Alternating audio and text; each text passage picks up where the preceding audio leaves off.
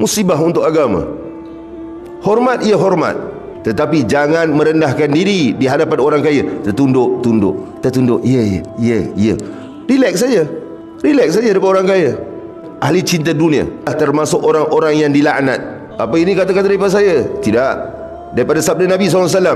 Qala Rasulullah SAW, ala inna dunya mal'unah wa mal'un ma fiha. Ketahuilah sesungguhnya dunia ini dilaknat, dan dilaknat segala apa yang ada di dunia ini, illa zikrullah wa ma walah, kecuali orang-orang yang berzikir kepada Allah, mengingati Allah senantiasa, dan orang-orang yang seperti itu.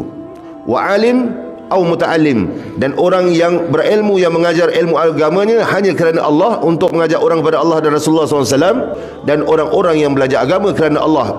Maka yang semuanya kerana Allah tidak termasuk golongan yang dilaknat. Selain itu, dunia ini dilaknat. Kerja, bawa Grab, ibadah, boleh niatkan ibadah. Sehingga para ulama zaman dahulu keluar rumah, kembali kepada rumah. Kerana apa?